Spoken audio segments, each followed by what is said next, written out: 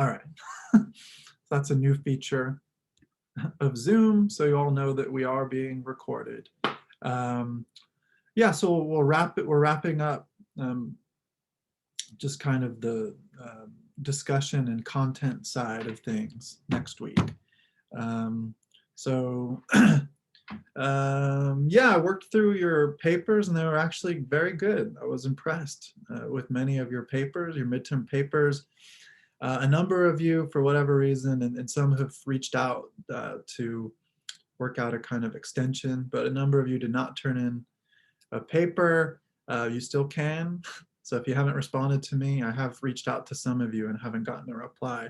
But in terms of the papers that were submitted, the average grade, I think, was an 89 or something like that. So it was really good, especially if you contrast that with my 2 sections of Introduction to Philosophy. One of those sections, the one that meets in Zoom, so a synchronous section is like a 83 was the average. But then unsurprisingly, the section that doesn't meet at all in Zoom, the average was like a 72. It's really bad. So with the 89, I was really impressed.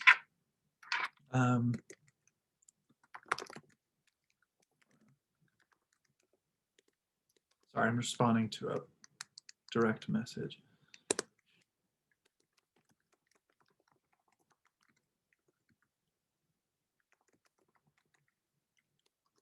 Okay.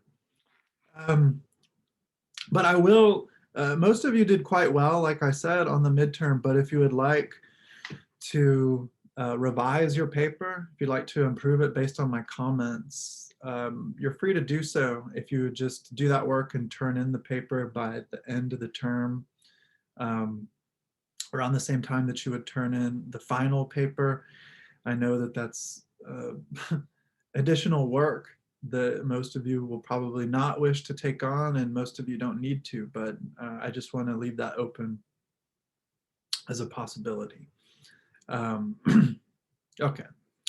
And I'm happy to meet with you too. If you'd like to meet in office hours, we can meet in Zoom privately to discuss your paper to see how you can best improve it.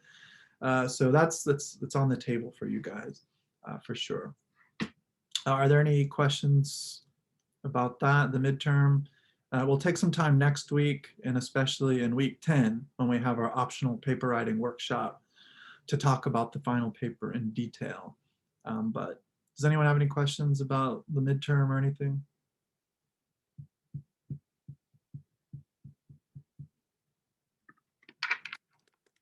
Okay.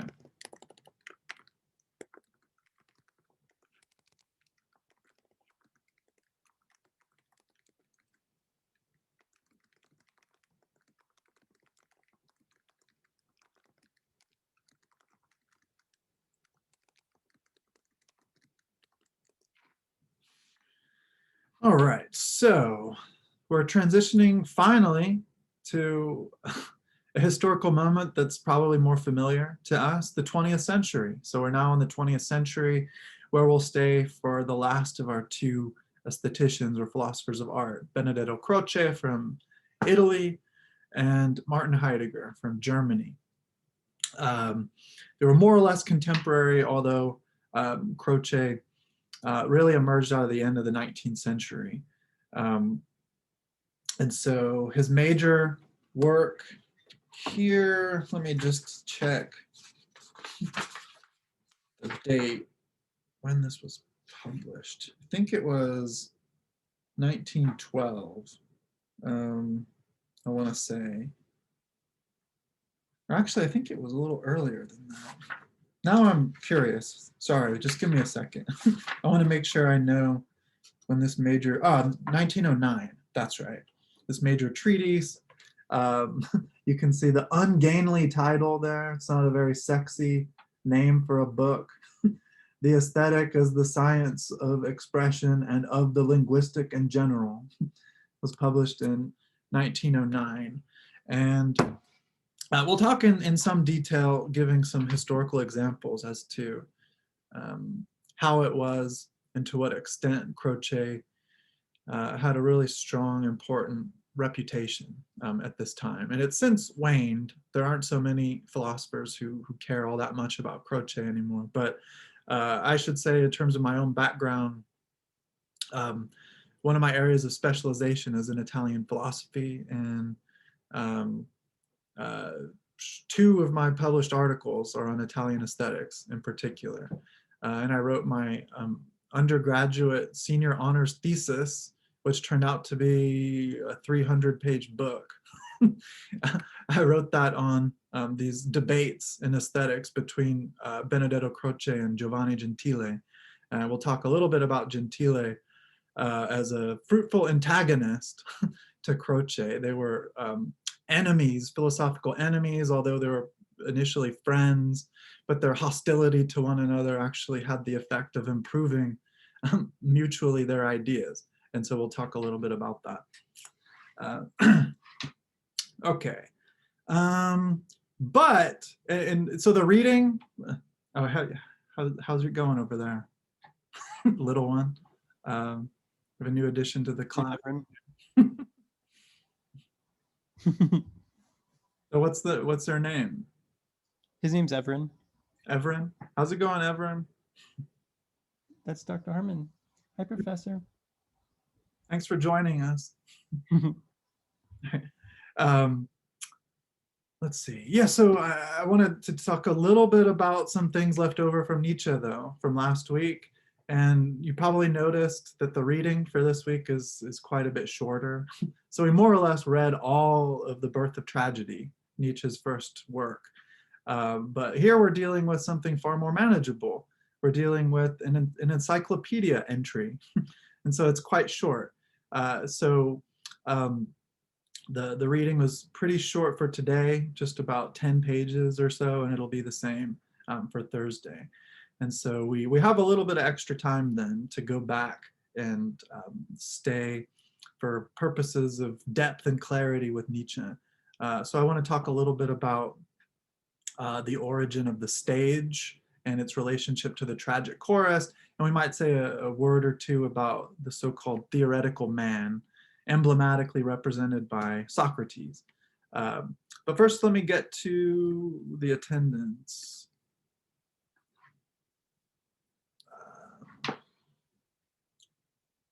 So as always, just let me know if you're here.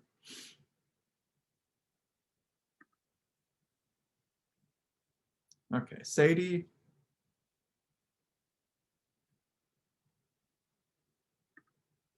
Fia. Here. Nehemiah. Joseph.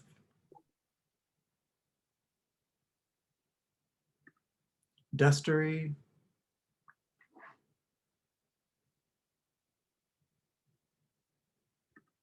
Bennett.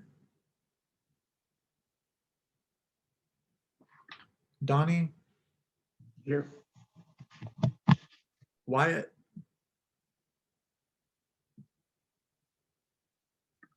Justin Gray. Here. Tristan. Here. Sam.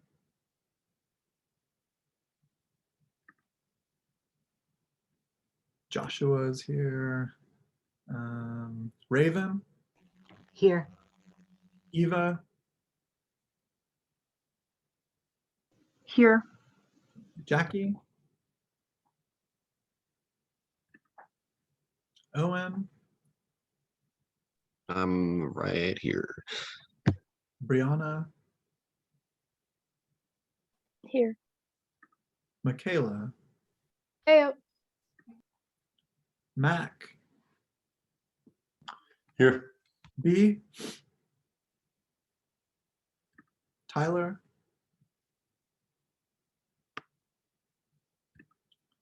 Kai. It's here. Kala. James. Micah. Meg. Here. And Ryan. Okay.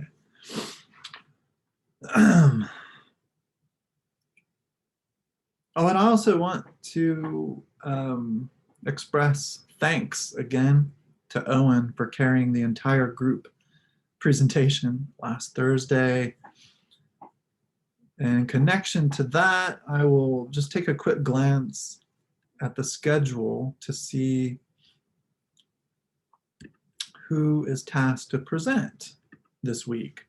Let's see, on Croce, so that would be Fia, Jackie's not here, Mac, and Tyler. Tyler, I don't think, yeah, Tyler's not here either.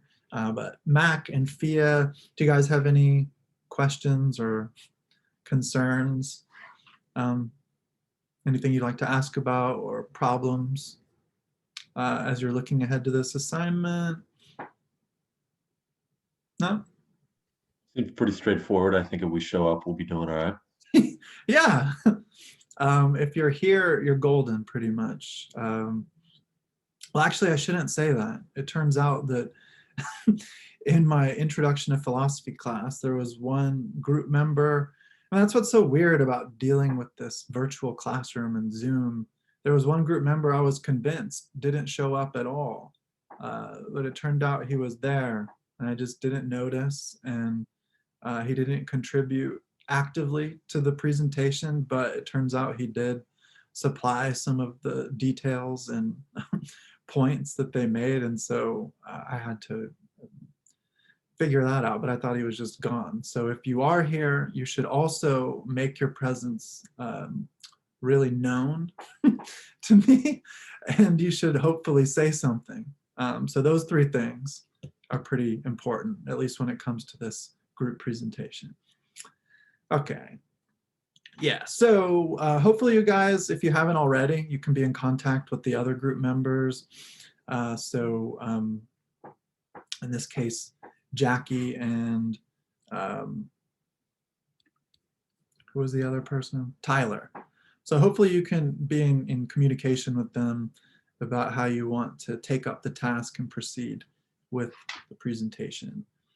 And let me know if you have any difficulties with that.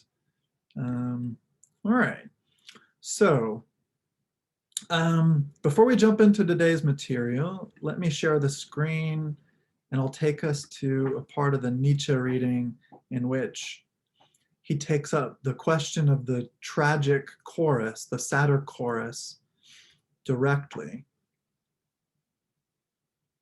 Where is it? Okay. And this is really important, so that's why we're going to take some additional time on this, because really the entire argument of the text, as the title of the book suggests, is about the origin of tragedy, right? The birth of tragedy as this really essential and paradigmatic Hellenic art form, which had a brief period of flourishing and then sort of disappeared. But it did not disappear arbitrarily.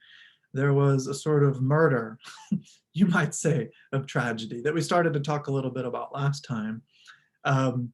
And we can tease out of Nietzsche's argument the implication that the effects of that death, the effects of that murder are ongoing, such that our basic tragic sense, if you can put it in those terms, is impaired now. And that would be because, and this is what we were talking about last time at the end, the replacement of Apollo, basically, with Socrates, which represents for Nietzsche the theoretical man as opposed to the aesthetical human being. Okay, so what is the origin of Greek tragedy? Well, in 517, Nietzsche writes, "This tradition tells us quite unequivocally that tragedy arose from the tragic chorus and was originally chorus and nothing but chorus." So what is the chorus? I mean, we understand that we understand that term predominantly, I would say, in connection, in terms of current popular culture, in connection to music, right? Pop music. So I'm sure you're all familiar with the typical verse chorus structure of rock and roll or pop music, or some other forms of music too, blues, for example, as a forerunner to rock and roll. And you might also connect chorus, and this makes sense in terms of identifying it here as in some fundamental way, a collection of individual voices. We can also connect it to something like the choir that we're all familiar with as a group of singers, for example. But in classical Greek theater, the chorus, which Nietzsche argues here, not arbitrarily, he's following a very long tradition that originates in tragedy itself. So judging from the mechanics of the poetic works that we've inherited from the early tragedians, and contemporary at that time, talking about early Hellenic culture, the kind of commentary that is obtainable about that art form. The tragic chorus was first. And so in classical Greek theater, the chorus was a group of actors who commented on the main action of a drama through song and dance. So then you can understand this as a sort of audience that is integrated into the drama. That is to say, it's given a place as an essential part or component of the overall theatrical composition or structure.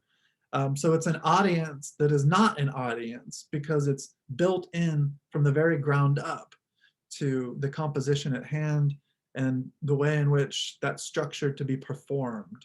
And so this is an image taken from a contemporary production of Aeschylus's Oresteia. And Aeschylus, if you recall from the reading, is the first of the major tragedians, who was followed by Sophocles, and then eventually Euripides, who's the one whose work essentially replaced the Apollonian side of the tragic spectacle and logos with Socrates, right? With this sort of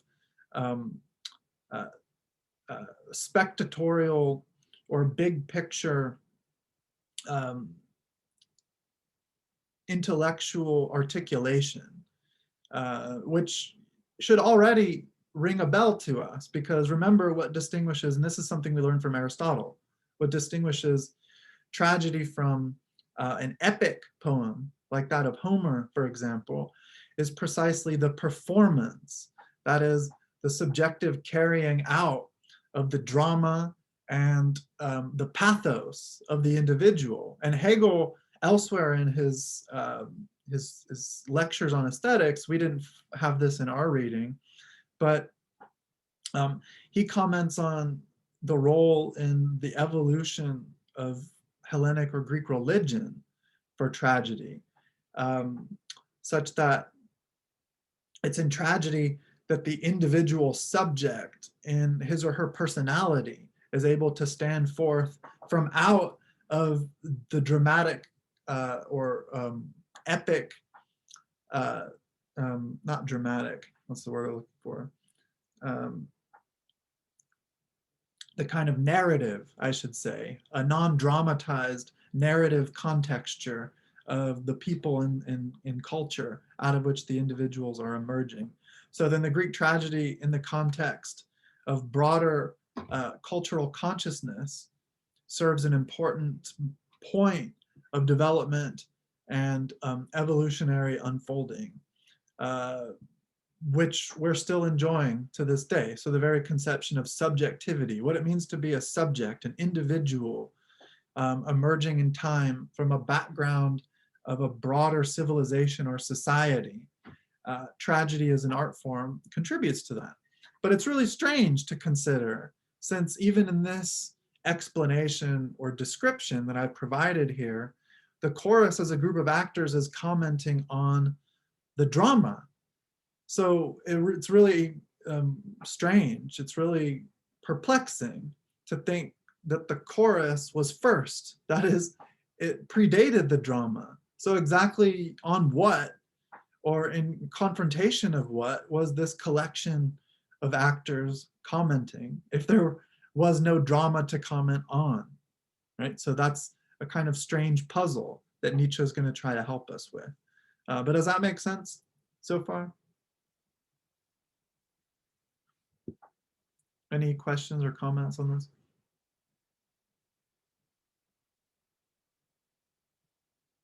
So just to hammer that point home on how peculiar it is to consider that this chorus, which by any rational understanding or explanation appears to be ancillary, that is to say, it appears to be supplementary because it's commenting on the main plot, you might say. The plot is that which is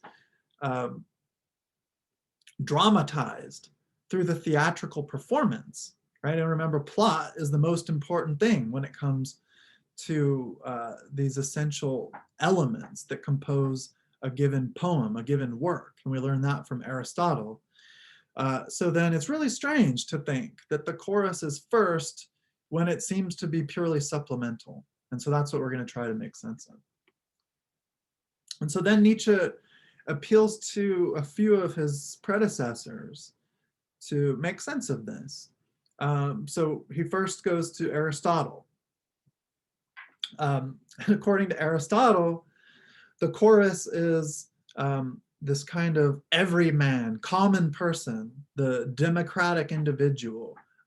Democratic referring to, of course, the Greek demos, which would mean like a neighborhood where the common individual, not the leadership, not the intelligentsia, not the elite, right? So then the chorus serves as this democratic foil to the typically aristocratic character of the story or the drama.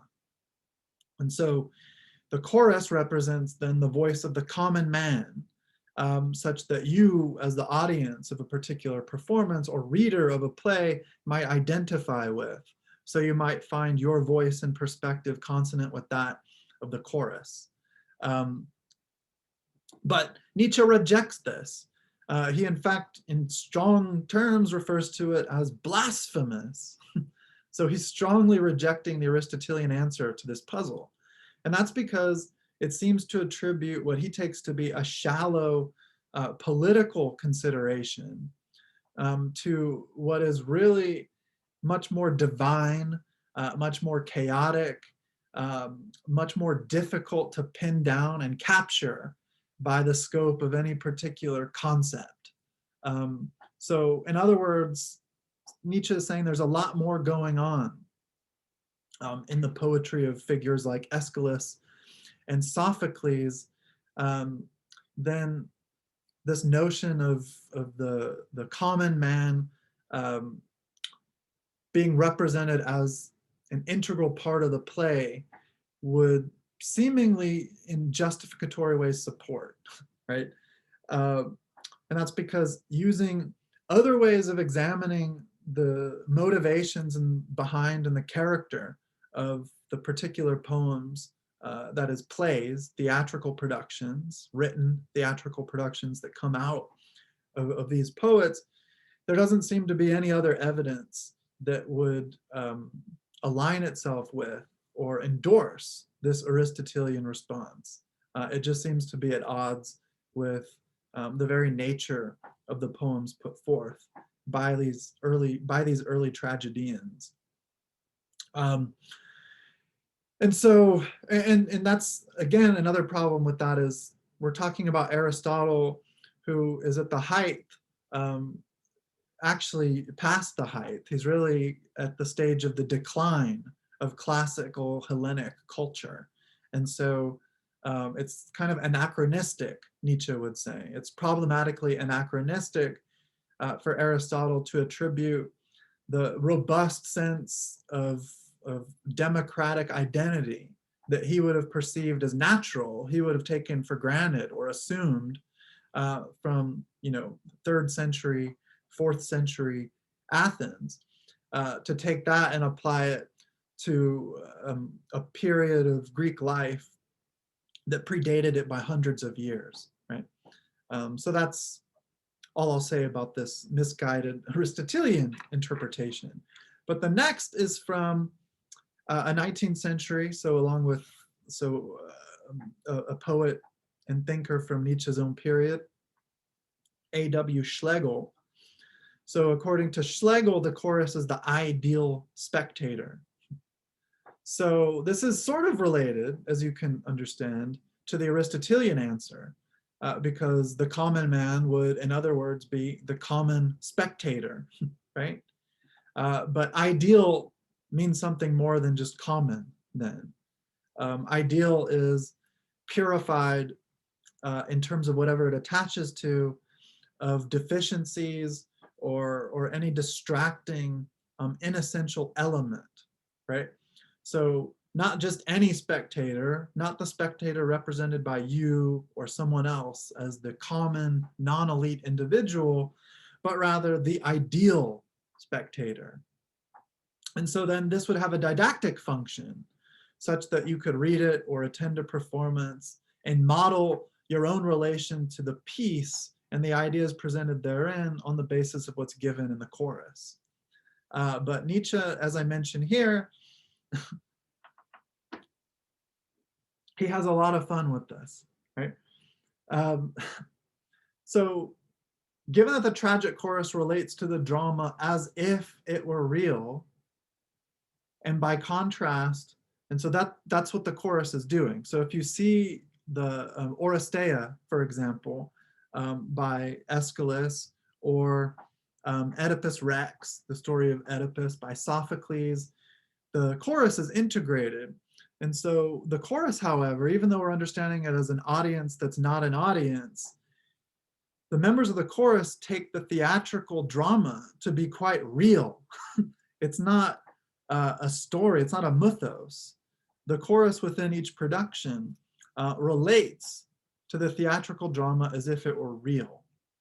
But, and this is something we spent time with in the context of our discussion of both Kant and Hegel, beautiful art, that is the beautiful artificial creation of a poet or an artist, should at the same time look as if it came from nature. It has to feel natural. That is, it can't be contrived. It can't be arbitrary. It has to seem as if it could have emerged from the natural world as other products of nature do, but it can't actually be mistaken for a product of nature. And this is what we spent a lot of time with when we were discussing Hegel's romantic theory of art. So, for example, an artist was particularly adept at rendering representations of June bugs or May beetles, and this had the effect of tricking monkeys into eating it. Well, if we understand art to be mimetic, essentially imitative, well, that would be a demonstration of the profound success of the artist's work, insofar as it's able to deceive others by appearing to be an original when in fact it's a copy. But Hegel, following the direction of Kant, agreeing with Kant, would say that no, this is actually a deficiency of the work, because it has to be recognized as a work of art, but in the experience of it as art, it has to feel as if it were a product of nature. And so,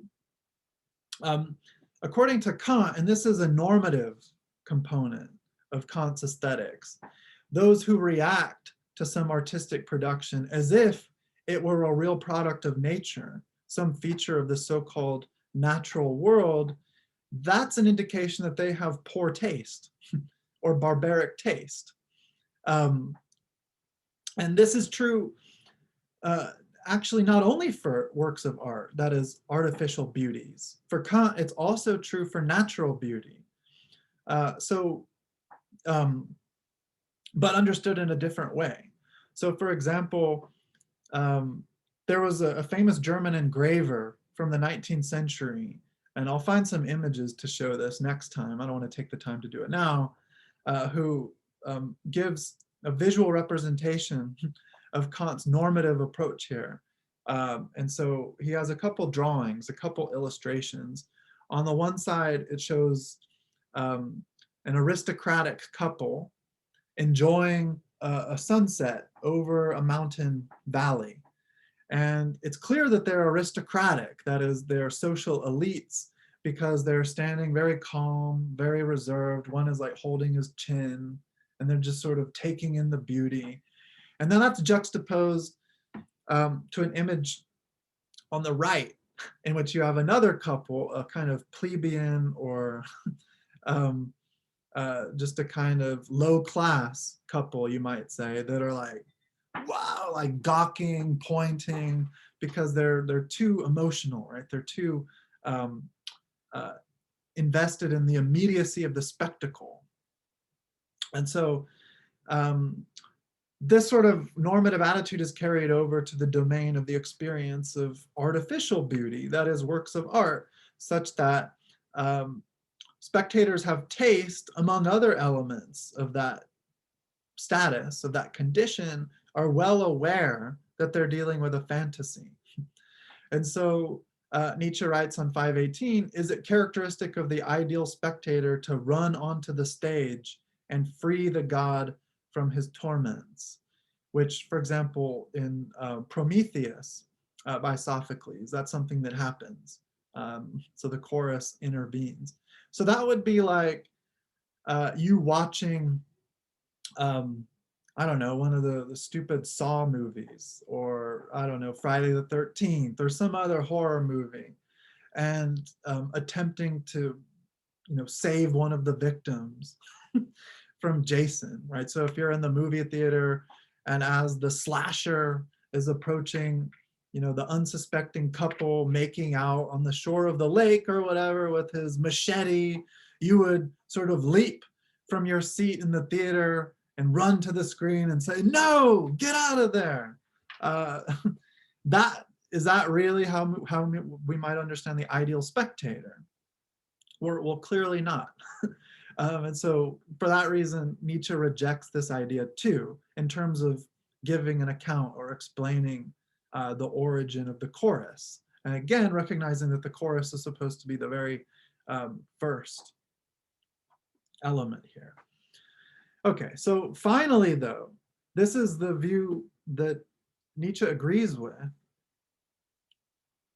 And this is by Schiller, another 19th century philosopher. So according to Schiller, the tragic chorus is, and this is a quotation from 519, a living barrier which tragedy constructs round herself to cut off her contact with the world of reality and to preserve her ideal domain and her poetical freedom. So Nietzsche favors this explanation for a number of reasons. First, it avoids the absurd conclusions of the previous answers or theoretical accounts. But we can talk a little bit more about some of the implications. So he writes, what kind of art would it be, or would that be, in which the spectator does not enter as a separate concept? So the spectator can't be assumed as a necessary part in terms of a particular orientation or point of view of the crowd that would amount to the spectator, cannot be understood to be a part of the work. Now it's assumed that given the emergence of a work, that there will be an audience, but the audience is not assumed as a part of the production itself. That would be a kind of nonsense. The spectator without a play. I mean, we think about a play without a spectator is absurd or nonsensical. But here he's talking about the idea in terms of the chorus, a spectator without a play, that would be nonsense. So that means then that the chorus can't originally be a spectator necessarily. And that's especially true since it was the very essential primary first element out of which tragedy itself emerged. Okay. And then here, so I'll just jump ahead to what we have in the yellow here. But actually, no, let's read all of this. This is important. So this is the problem of aesthetic naturalism. So on 519, he writes, through the introduction of the chorus, says Schiller, the decisive step by which open and honorable war is declared against all naturalism in art. And so what is naturalism? Well, it's in some way connected to mimesis, or the theory of art as imitation, if you understand what that means in a particular sense. So if you eliminate then the participatory aspect, and you understand the mimetic function along the lines of Hegel and Kant, according to which it can't be the essence of art, because artists aren't just trying to capture as perfectly as possible every observable detail of the phenomenon with which they're engaged as artists. But that's precisely what naturalism would be. Or now we can see that in the tendency, the current movement of hyperrealism, for example. So people like Kant, Hegel, Schiller, and Nietzsche will be very critical of hyperrealism as a kind of profane or pornographic reductionism.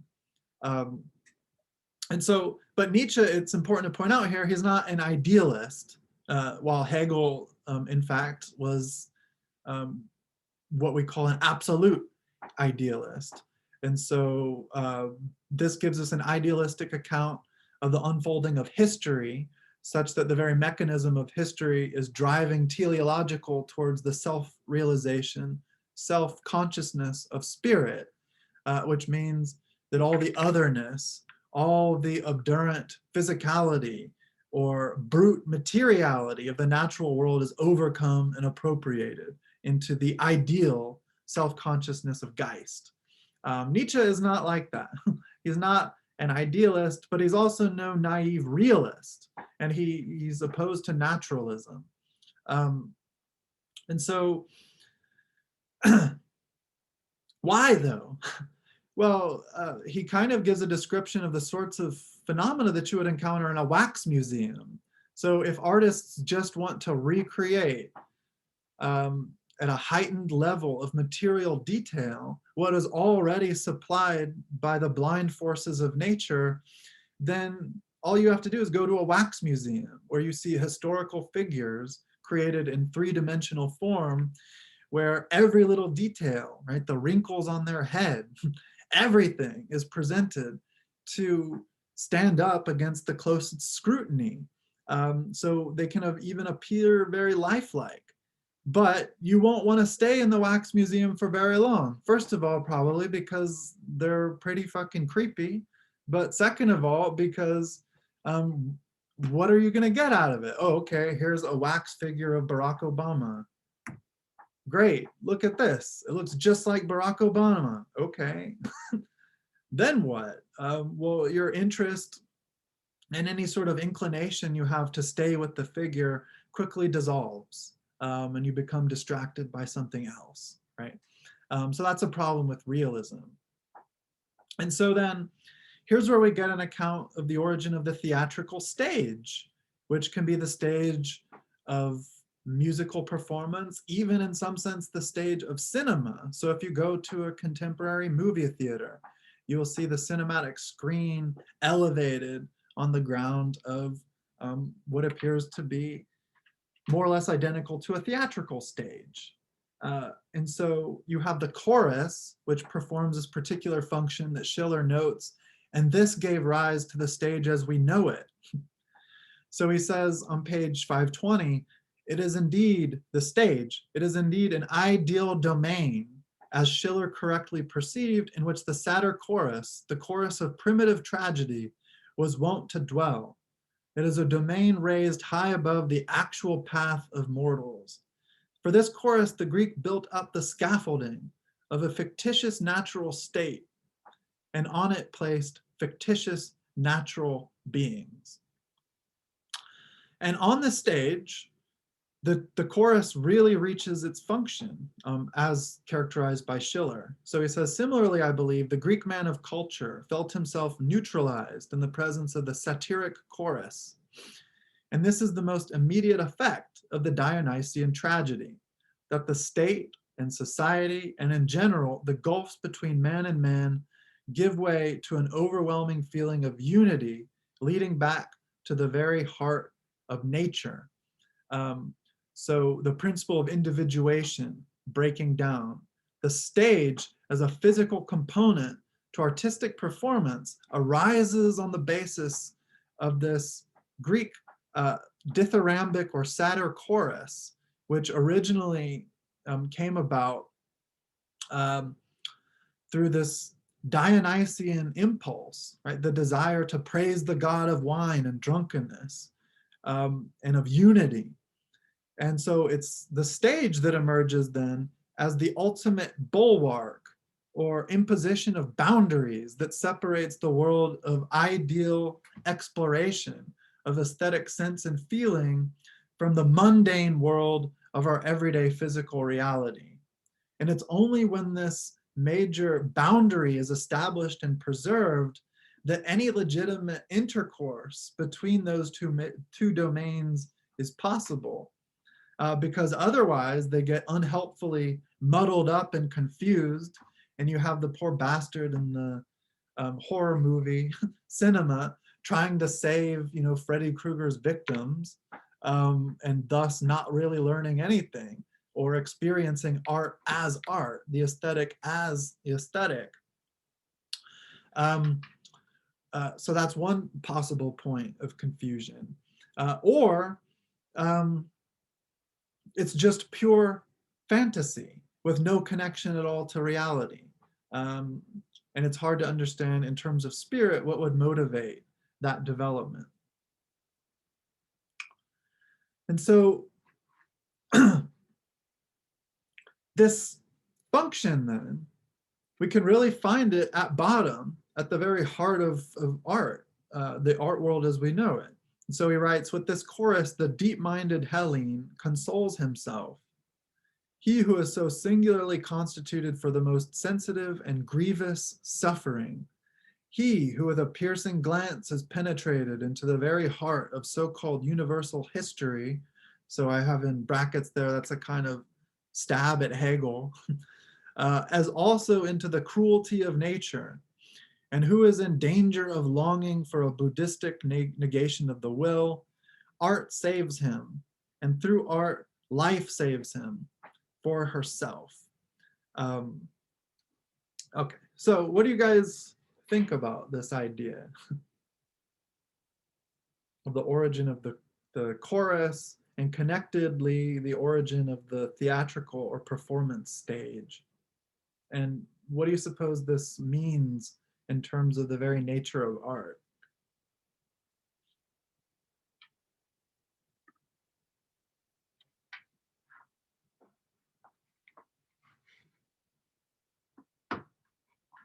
Any thoughts?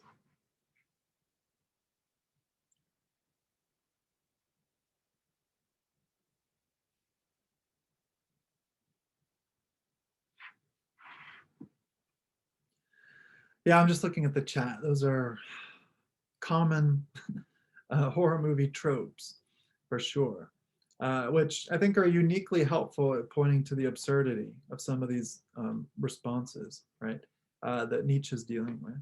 But does anyone have any thoughts about this?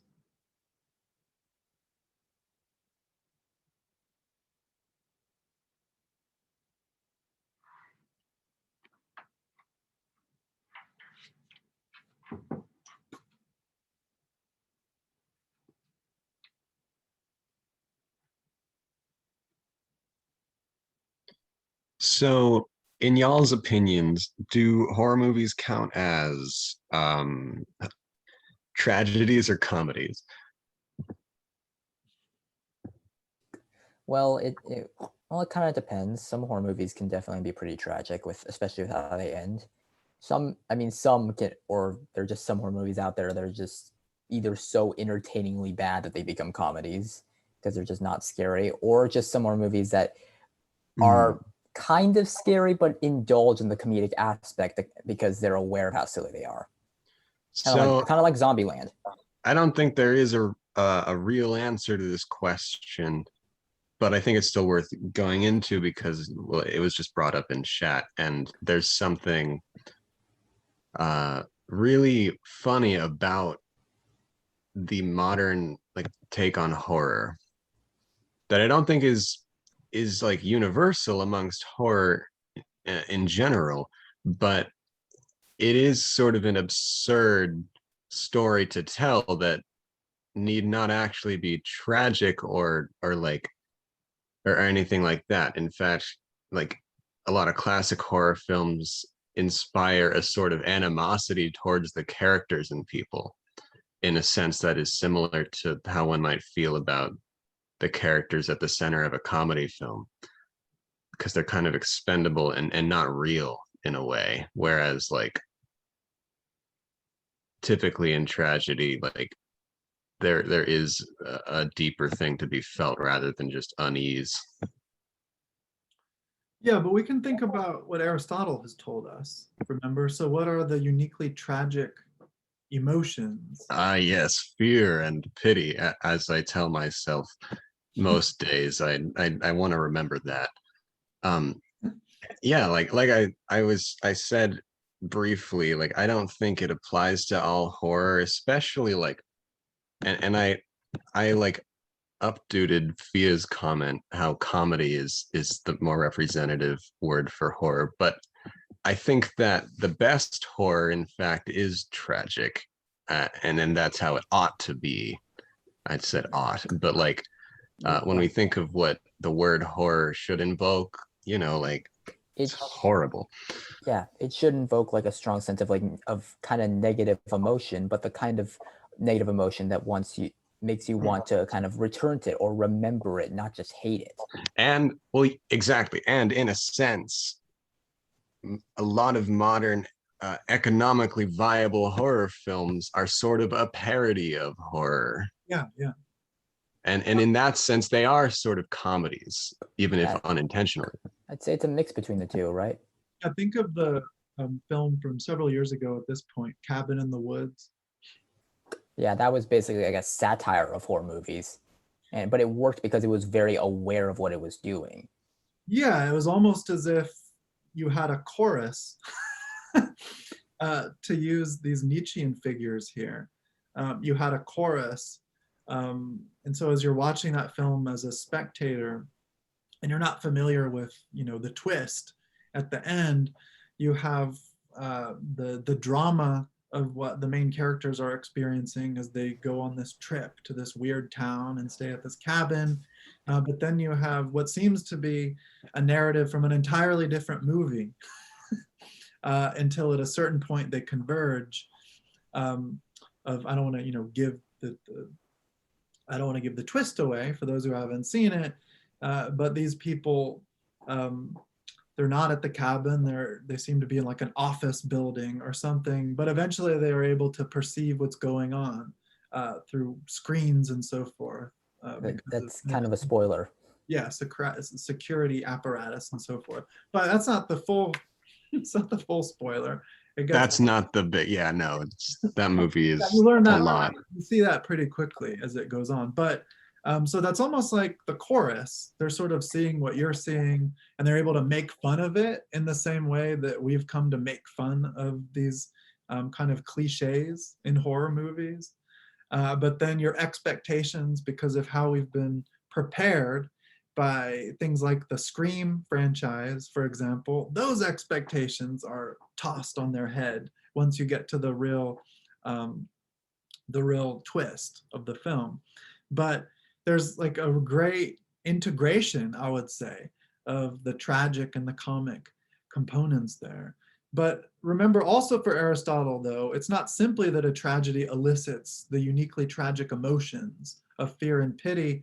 It has to do so in connection to a character or a series of characters, at least in terms of the protagonist, the center of the drama, where the individual is heroic in some sense. That is, as a moral exemplar, they're taken to be superior to the average person. And the tragedy that befalls them is not a moral deficiency. It's not due to some corruption. It's due to a mistake or some ignorance for which we might feel pity for the person rather than condemning them. But then thinking about comedy, remember, in comedy, according to Aristotle, we're dealing with character types that are supposed to be inferior with respect to the average person. So then seeing these character types exemplified through their various actions, that gives you some model of avoidance, the kind of person that you don't want to be. And your ability to laugh at these foibles and failings is a manifestation of that perception, or that recognition, I should say. And so I think that you're right, what you guys have been saying about how modern horror movies can meaningfully be said to involve both tragedy and comedy then, in terms of what we're seeing here, because most characters that meet a terrible end, a horrific end in these popular horror movies are really not moral exemplars. And it's not just an accidental mistake. Usually, especially in the 70s and 80s, it was when they were participating in like premarital sex or drug use or something like that. And so those are common cliches that we still see, although they're typically played with or satirized. Yeah. The thing in horror movies, like three kisses of death, going into the cabin in the woods, it's it being summertime, and then having sex. Those are like the three things you never do in a horror movie. Right. There, yeah, and well, I will say that insofar as like modern horror movies go, like that's usually the story. But there are horror movies that I can think of that are like contemporary that do quite effectively invoke like pitiful and like fear, anxious emotions. And if any of y'all haven't seen these movies, go watch The Ritual and go watch Gerald's Game. I don't know like who has seen it, but basically The Ritual, to put it briefly, is about why you should maybe not go hiking. And Gerald's Game is about I don't know, why you can't account for anything, even like married sex. Yeah. So that's it. The Hostel franchise is about why you shouldn't travel. So Yeah. there are weird lessons that you should probably not learn, right, from these cliched horror movie devices. But yeah, I haven't seen The Ritual. I'll have to check it out. But also, so thinking about, like I mentioned, the Saw movies and Hostel 2, these are films that are usually pejoratively cast as torture porn. Ugh. I'm sure you've heard of that. Well, Yeah, Aristotle would say, remember, Aristotle would say that would be a kind of deficient element if you're making a tragedy. And that would be an instance in which the spectacle as one part of a tragic production overwhelms the plot or overwhelms the character. Yeah, go ahead, Pat. That's what I just find so hard about like the later Saw movies. It's that it feels like they're movies that have something they want to say, but like at least trying something meaningful. But it's like they just indulge so much in like the violence and overblow it to the point where you're like, no, their priorities clearly aren't with telling a story. It's just to be gory. And it just becomes impossible to actually take it seriously later on. Right. Yeah. And so exactly. Like, you know, like again, later parts, people on YouTube have actually made full videos on how to survive every single Saw trap. Yeah, people were able to figure out solutions to these seemingly impossible to escape things, and they weren't that complicated. Yeah, so that's an example of the spectacle getting in the way of the efficacy of the tragic emotions that you would experience, hopefully, as a spectator. I'd say it's kind of an example of style over substance. Right, yeah. And so in Aristotle's day, though, we didn't have cinema. So that would be where the spectacle is the depiction of gore on the stage. And that could, and this speaks to something we were discussing just a moment ago in connection to Nietzsche. So in depicting a death scene, for example, if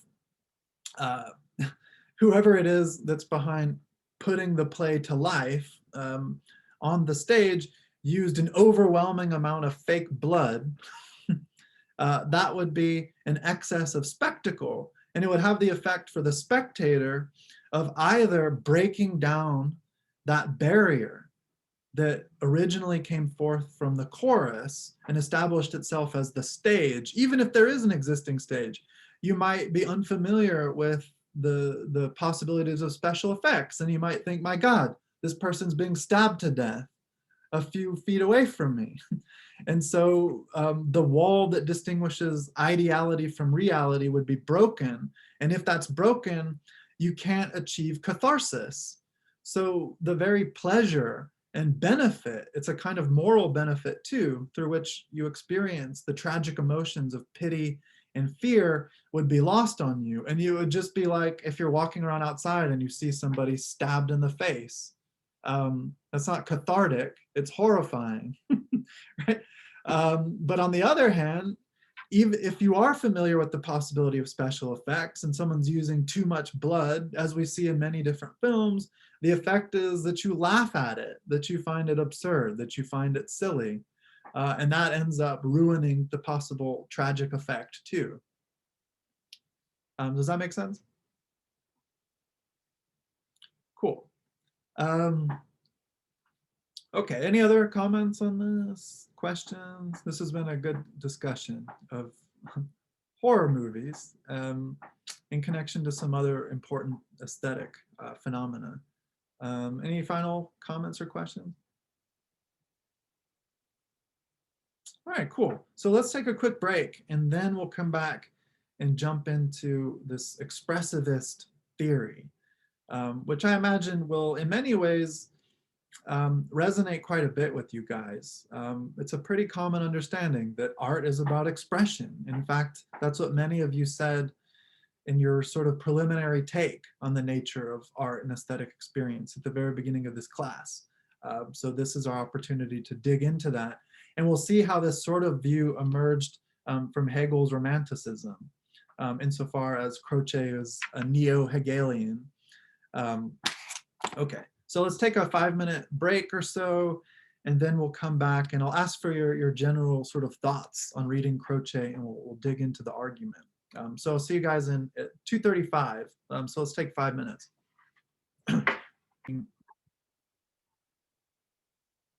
All right.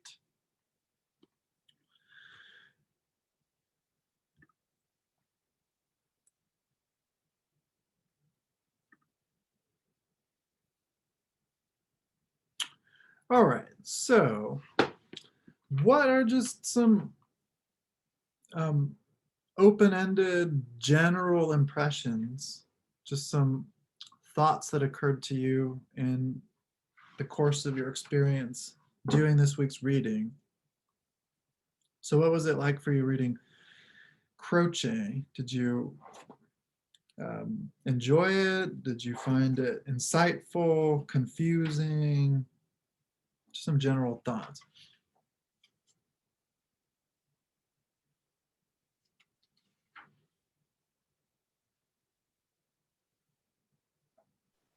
I generally thought that I liked this week's reading a lot more.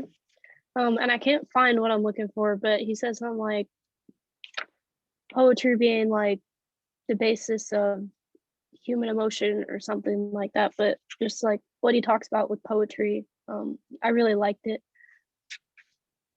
And it's easier to like relate to it and like dig into it a little more than some of the other philosophers we've done. Yeah, that's probably partially because of the historical proximity, since he's much more recent than some of the other philosophers, and also given the context of the writing. So we're dealing with an encyclopedia entry that would have to be intelligible for the general public, right? So in that way, it's much more accessible. But maybe not today. Probably Thursday, I'll turn to this major treatise to pull out some other aspects of his argument that are kind of quickly gestured towards or glossed over in this particular reading. But yeah, Brianna, you really got at the heart of it. The essence of poetry is human feeling for Croce. And what he means by feeling is perhaps a little ambiguous, and we'll have to clarify that. So I might say, for example, I can pinch my arm. Oh, isn't that feeling? So that's the essence of poetry. Well, no, he also clarifies that feeling is the essence of the mind in general. So you might say that feeling, or to put it in this way, this is the language of Jean-Jacques Rousseau. So he's a 18th century French philosopher. He talked about the sentiment of existence. So I think that's a helpful way to understand what Croce means by feeling. It is, in the Latin, this is a technical term. In philosophy, it would be the ipseity of your own being as a subject. So in other words, I-ness, what it means to be an I, as opposed to engaging in experience with an object, right? And feeling lies at the very bottom of all of this. But Croce, being a neo-Hegelian, is a dialectical philosopher. So we can't say that there is feeling in pure isolation or independence from other aspects of reality or the human relation to that reality, such as logic or conceptuality. Now, he makes the argument that logic itself is dependent on poetry, or at least the poetry in the sense of the original language. And then language itself, as poetic, is necessarily dependent upon feeling. And so I think it's also helpful in terms of making sense of feeling for Croce to ground this within the metaphysics that we're already to some extent familiar with from Hegel. And so this is something that Croce's antagonist, Giovanni Gentile, did much more helpfully, I think. So remember the major historical epochs of art that we addressed from Hegel.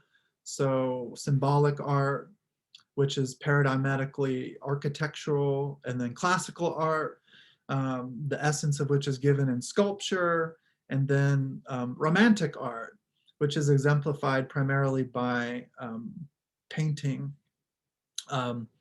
and music, right, according to Hegel. So we can think about that in context with how, or in the context of how Hegel positions or juxtaposes art as articulable through these three historical categories alongside the other important institutions of spirit. So philosophy and religion. And by philosophy, we can also understand or include science. So we can say then that art, and the essence of art being feeling, is subjective. And so this is what Gentile does, building largely on Croce, who's building on Hegel. So looking at art, religion, and science or philosophy, art is where you find the beginning, ipseity, I-ness, subjectivity, human feeling. And then religion, so let's say subjectivity. Religion is about pure objectivity. So thinking, for example, of the divine or of God, which is inaccessible by myself as a subject. I can think about God through rational concepts, but I can never experience God. And we understand God also to be the absolute, right? And what does it mean to be the absolute? Absolute etymologically just means that which is separated from all possible relations. So that means that God, as the one absolute being, is the being that has perfect objectivity as opposed to anything else. So art gives us subjectivity, human feeling, I-ness. Religion gives us pure objectivity, this absolute being that we can never know through experience. And then philosophy and science would be the third dialectical term, the synthesis between subjectivity and objectivity. So philosophers are comparable then to artists in that they are motivated by some essential concern that connects deep down to their very being as human individuals. So we as humans, as Aristotle said in his Metaphysics, desire to know. So philosophers are like artists in that way, and we desire to know in a way that makes sense for us as the subjects, as the personal beings or persons that we are. But philosophers are trying to achieve truth, transhistorical truth, in, you might say then, an objective sense. So they're going beyond the domain of art. But they can't just abrogate or leave behind the subjective beginning points that motivated their inquiry, their search for truth. So they stand then as a sort of synthesis between the subjectivity of art and the objectivity of religion.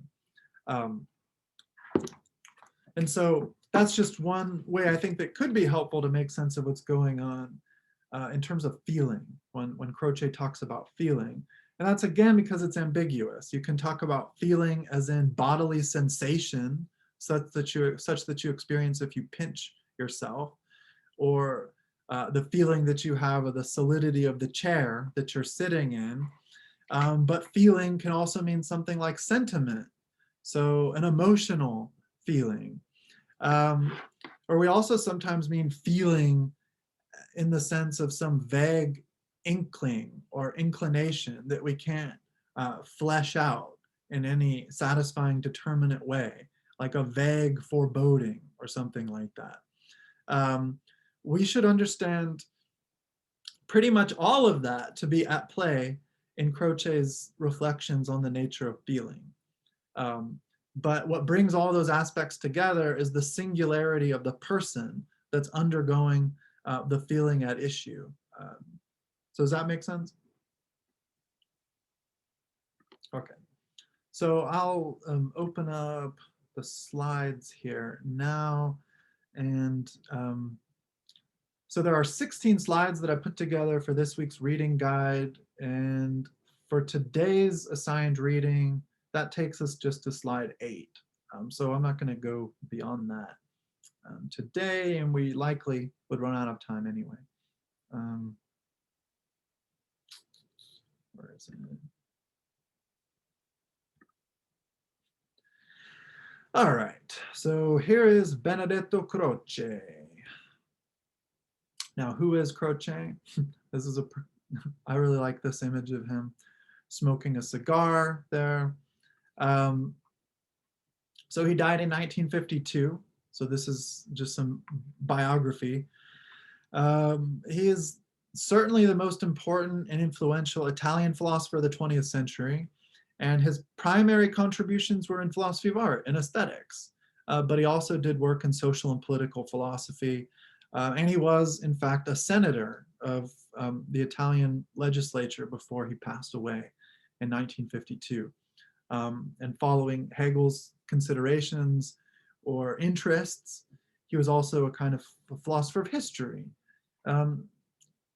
So as a neo-Hegelian, so a 20th century Hegelian philosopher, he is so just following through and working within the metaphysical framework opened up by Hegel. He was a neo-idealist. And so idealists, I don't really want to spend too much time unpacking metaphysical idealism, because that will distract us, I think, from our focus on art and the aesthetic. But what brought idealists together, or neo-idealists from within the Hegelian framework, is this deep suspicion of what's known as positivism or materialism. And so logical positivism came about at the end of the 19th century, and it was a kind of scientific reductionism, which says that all knowledge, all truth is derived from empirical observation. from that which is experience. And so this view of things, this kind of metaphysics, even though it denies itself as such, argues against the very possibility of a priori truths, a priori categories of determination, and also of entire fields of intellectual inquiry, including religion, since clearly God is not a being available to us through empirical experience. So logical positivists held essentially that if something is true knowledge, if it's something that can be known and not simply believed or opined about, so we're dealing with knowledge, strictly speaking, not opinion. If something is knowledge, then that something must, at least in principle, be verifiable by some sense experience. Otherwise, it's not that we're dealing with falsity, that is the opposite of scientific or epistemic truth. It's rather that we're dealing with nonsense. So the positivists are trying to juxtapose for us then legitimate science and pseudoscience. So not failed legitimate scientific experiments, which, because of the great difficulty of the enterprise, are deficient at arriving at their goal of truth, but rather methodological approaches which go beyond or set aside the limits of the empirical. So according to positivists, whatever is known must be verified by experience, at least in principle. But here's a problem with that. Here's a problem with positivism, and this is why no one takes logical positivism seriously anymore.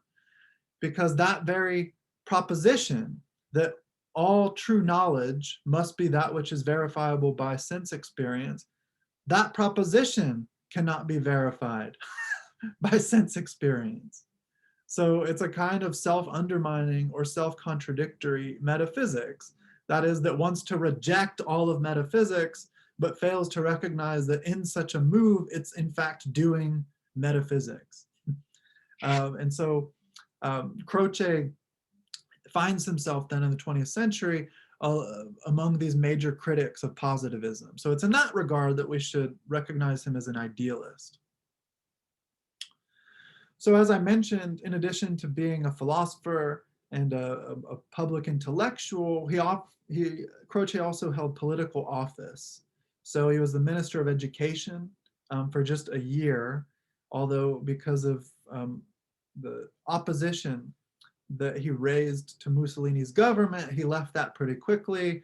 And shortly thereafter, his former student and friend and then enemy, intellectual opponent Giovanni Gentile would become the Minister of Education. And he was the Minister of Education through most of the fascist era in Italy. And most of his major reforms to national educational policy are still in effect. So most of Gentile's reforms. And he was actually very much influential on Montessori education. So Gentile, even though he was a fascist, he had a lot of very interesting things to say. But let's see. Yeah, so he was after the war, so he was a major critic of the Mussolini government, and he served in the Senate from 1948 until his death in 1952.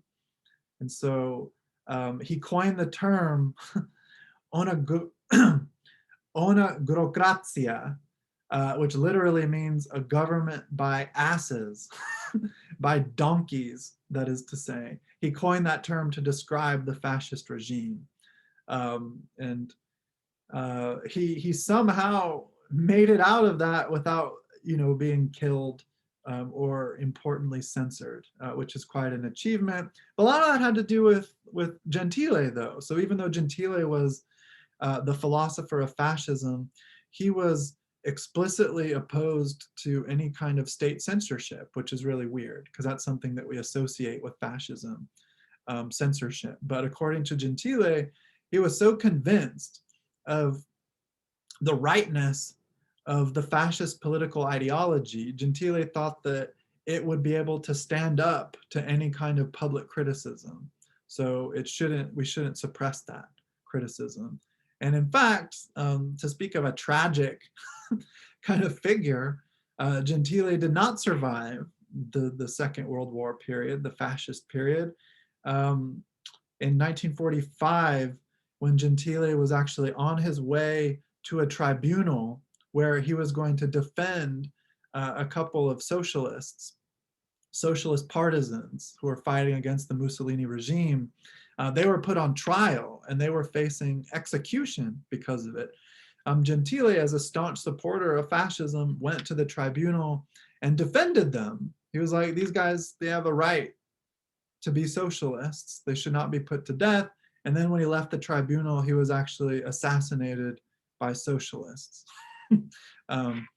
So that's sort of, and Gentile was so strange because most of the fascists, the actual fascists, not intellectuals, the people involved in the everyday enactment and creation of policy, they didn't think much of Gentile. They didn't really embrace his ideology of what fascism was.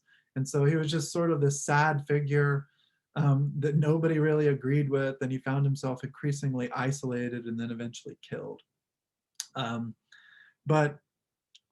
So Croce wrote this in 1925, Manifesto of Anti-Fascist Intellectuals, and that was in response to the Manifesto of Fascist Intellectuals that Gentile had written.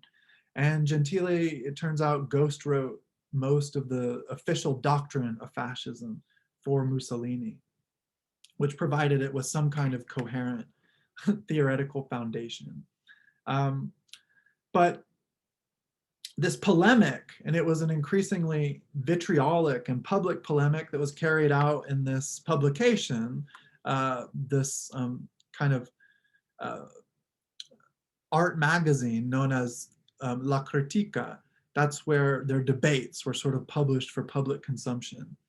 And so in our editor's comment on page 555, there are certain elements of Croce's aesthetics that received severe criticism. And so Gentile is not named, but he's one of the major voices behind that criticism, along with Luigi Pareson, and we'll talk a little bit about him. He was a later contemporary Italian philosopher who developed his own really influential and interesting aesthetic system that I would like to teach, but unfortunately we just don't have a lot of time to do everything. Okay, so that's just the background. And now some context in terms of this particular work. So the first important book that Croce published on the aesthetic came from 1909. So that was the Aesthetic as a Science of Expression of the Linguistic in General. Well, here I have 1902, so it might have been the second edition that came out in 1909. I'll have to check on that. But this is for the Encyclopedia Britannica, and I'm sure you guys are familiar with that. If you haven't actually used the Encyclopedia Britannica, I'm sure you've heard of it, right? Has anybody used that before? It's now online, but you could acquire, whole volumes of it, right?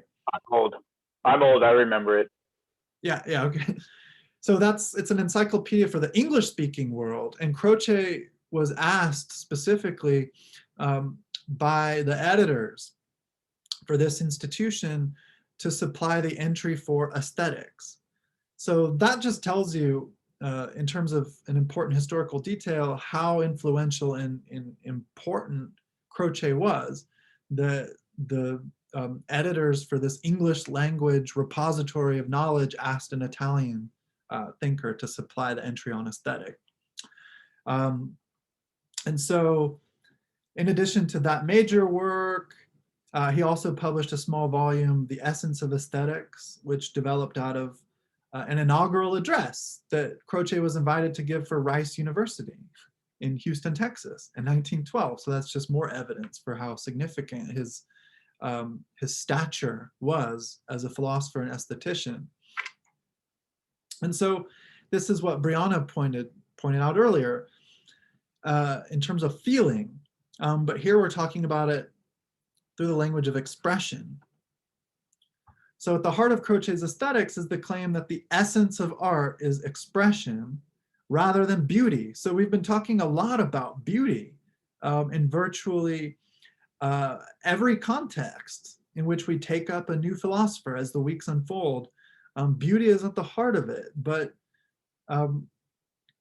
now we're seeing that beauty as a concept is being set aside as not necessarily at the crux of what we take the aesthetic to be. And so this is something that you find carried out in 20th century reflections on art more generally, where beauty is relegated to a status of lesser importance, or it's jettisoned altogether by some artists or some philosophers of art who don't give a shit about beauty. And that's, especially the case as we find ourselves now in the 21st century. Beauty is less and less a central concern. And you might say a variety of things about that is symptomatic of our age or whatever. But aesthetic expressivism had already been pursued by Leo Tolstoy. So he's a major Russian novelist from the 19th century, and also a kind of theorist. So he gave us an important essay, a kind of extended essay or a small volume, a small book on the nature of aesthetic experience, which he traced to expression. And then later, well, of course, Gentile to some extent, but then R.G. Collingwood in England and Suzanne Langer in the United States in the 1960s or so. So in terms of Croce's overarching metaphysical system or his philosophy as a whole, aesthetics assumes a very central role, a central place, as pride of place in that system. So on page 555, as the editors make this point, characterizing his approach, at the foundation of all knowledge is art, and we can trace that bit down more deeply and say at the foundation of all art is feeling, and intuition captures that. So the stuff of art precede concepts. So we can't even have concepts unless we have intuition, the stuff of art, which is essentially structured or organized out of inchoate patterns of fleeting feeling, which are all centered on this kind of immediate sense of being or of existing in the world.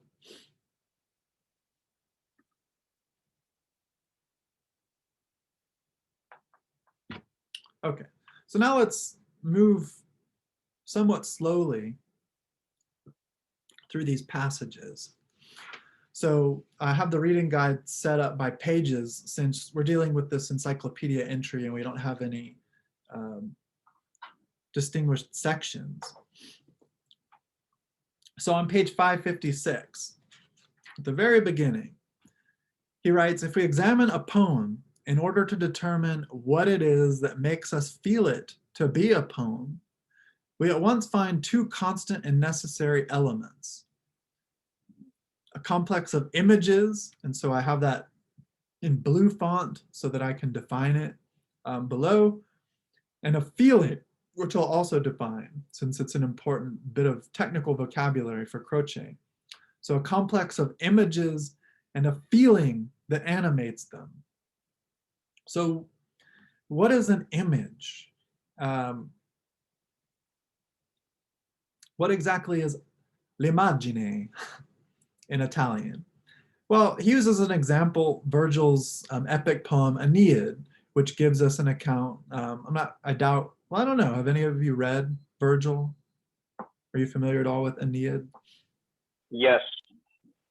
Cool, yeah, it's really great. I love Aeneid. It's working within the epic tradition of Homer, but it's the story of what happens after the fall of Troy, and it gives a mythical story of the origin of Rome, right?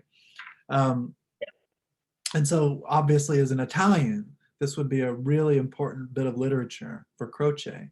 So he uses this as an example, and he says that the whole work is constituted out of images, l'immagine, so images of persons, images of things, attitudes, gestures, sayings, joy, sorrow, events.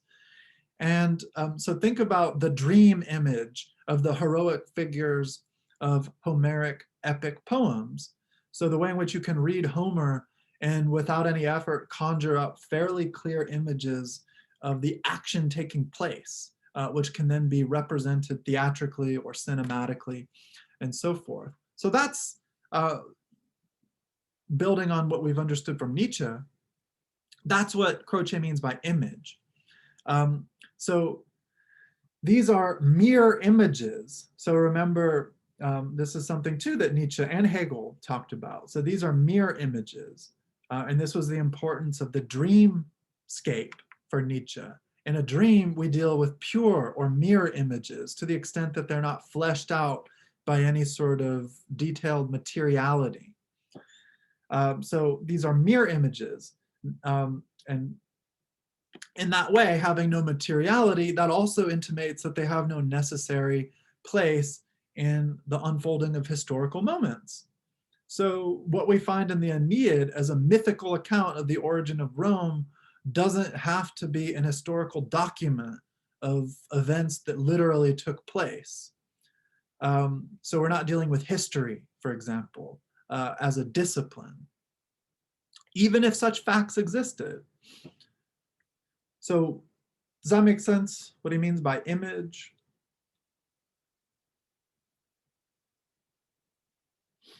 Yes. And now we get back to feeling, il sentimento. So running through, so this might remind you of the role of spirit or Geist in Kant. Remember for the possibility of aesthetical ideas, which the painter, for example, is trying to work out materially, there has to be spirit that animates or drives forward, makes possible the realization of these ideas. Well, this is kind of, I would submit, what Croce has in mind in terms of il sentimento, or feeling. So it's that which runs through, brings together, puts to life, or animates these images. And it's a feeling that is uniquely ours. So if you're the reader, the listener, or the viewer, no less than it belongs to the poet whose work we are witnessing, reading, hearing, viewing, and in that way a spectator is participating in. So then, when he talks about feeling, it's always the feeling of this or that individual subject, but there's a universality to it. So when I engage in feeling in this way, I am attuned to the nature, the very essential nature of my own existence. But what that means next is I am attuned to the very essential nature of what it means to exist in general as a subject.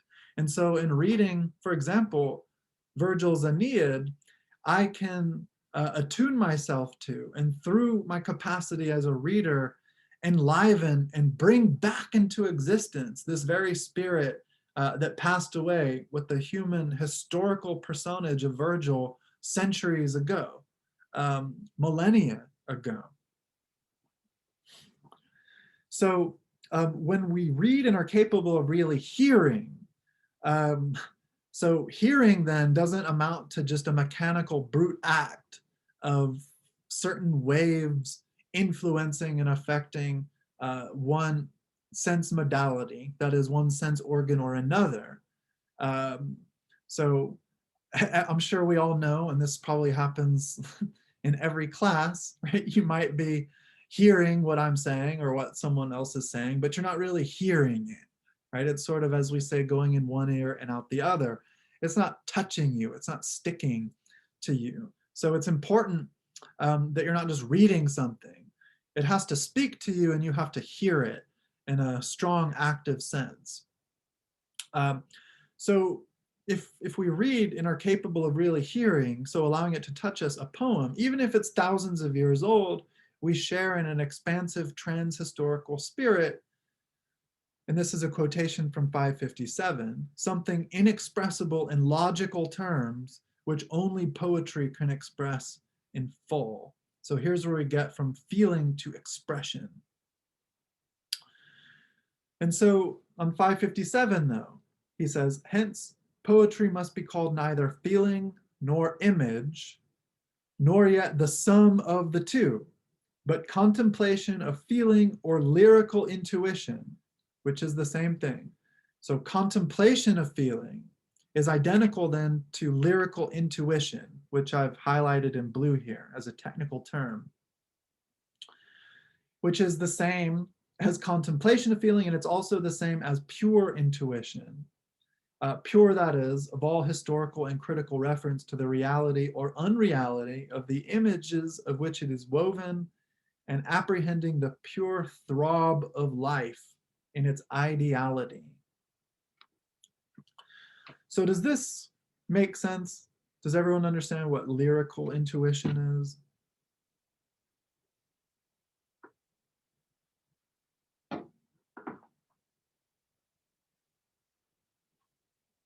And why can't it be the sum or the simple combination of images and feeling? Is it because it's by lyrical intuition that we relate to the image and the feeling? Yeah, that's a good way to put it, because if you say it's by lyrical intuition that we relate to the images and the feeling, then that means we can only talk about images and feeling as separable in abstraction, right? So I can talk about in abstraction, and this is some point that Croce makes later, in terms of my own organism. I can talk about being body and consciousness or mind or spirit, or however we put that. And I can distinguish those, although if you reject, as I do, dualism, you might be deeply suspicious that they are distinguishable at all. But I can distinguish like my mind from my body, at least in abstraction. But I have never existed in that abstraction. That is to say, wherever I find my mind at work, there is a bodily component. And for the other side of it, I never find my body as some inert thing sitting over there to which I can put my mind in some kind of relation. They're always together, right? So we can talk about images and feeling as separate, but only in abstraction. When we're dealing with them in their concreteness, we always find them together, and that's the lyrical intuition. So it's not just taking an image, which is alone, and then adding it to a feeling, which is alone. Just like it's not as if I can take my body, which is put forth from some natural processes, and then attach a soul to it. They're never really separated. And so lyrical intuition would then be both. Neither image nor feeling can stand on their own. Every image is a different manifestation of the one same feeling. And feeling exists only when expressed. And when we express a feeling, we end up articulating it, first of all, to ourselves in maybe quiet moments of introspection. We end up articulating that feeling through various images. And so often, and I know a number of you are artists, and so I'm curious about this. Often we are sort of obsessed or gripped by a particular image that strikes us, and we really don't know why. But it's that image, however it obsesses us and occupies our thinking, it is, you might say, containing or housing a kind of feeling, which we're only aware of because of the obsession that we experience with respect to this or that image, that which we then as artists are driven by this profound inclination to express it.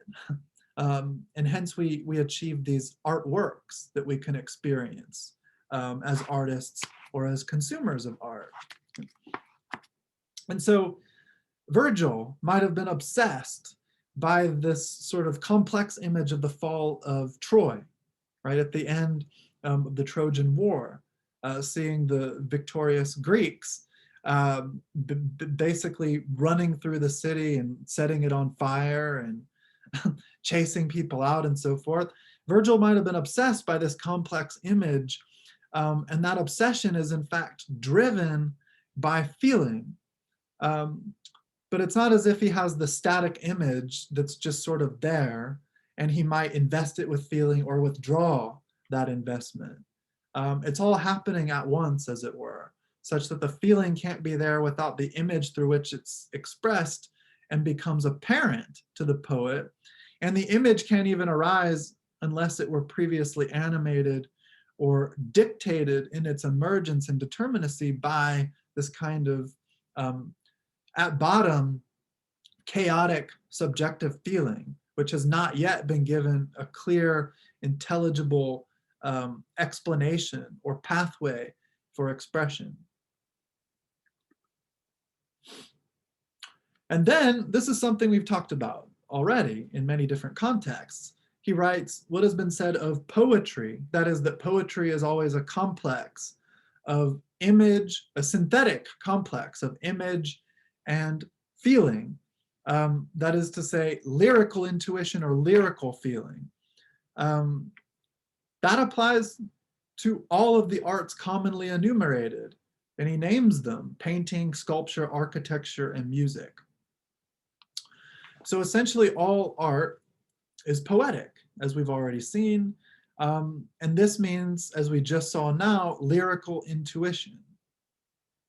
So if, for example, a given painting or a given film or sculpture or poem or piece of architecture or performance is to qualify as art, then it must in some way present a lyrical intuition, which is always going to be a complex of images, a series or pattern of images animated by some intuitive feeling. And he says that this feeling is at once the very life and spirit of the artist and that of the viewer, who in virtue of this feeling is capable of experiencing what the original artist expressed as a lyrical intuition. And so this paves the way for so-called reader response theory that some of you might have heard of. And that's an idea that says art is an experience that necessarily involves the consumer or the spectator just as much as it involves the producer, writer, or artist. That a work of art, as it is created and released for popular consumption by an artist, is not really art. That is to say, it doesn't work as an artwork unless it's taken up by some viewer. Such that Virgil's text, the Aeneid, is not even now a work of art. As a mere object, a book on somebody's shelf, and I have it somewhere around here, yeah, on that shelf, it's just sort of sitting there. It's not a work of art until I grab that book, open it up, and put my own subjective consciousness to work at bringing to life the images. And when I bring to life through reading those images, I'm at the same time bringing to life this trans-historical spirit of feeling that was first set on this sort of narrative course by the poet Virgil. And so this is the last thing we'll say. We'll pick this up where we left off, where we're going to leave off. We'll pick this up at the beginning of class next time. Works of art so understood are often compromised. So the effort is lost or undermined or corrupted in some way by the intrusion of extraneous, non-strictly speaking aesthetic elements. And the language he uses, this can happen a parte objecti or a parte subjecti, using the Latin here. So the first has to do with the artwork itself. And this would be a failing or a deficiency introduced by the poet or the artist.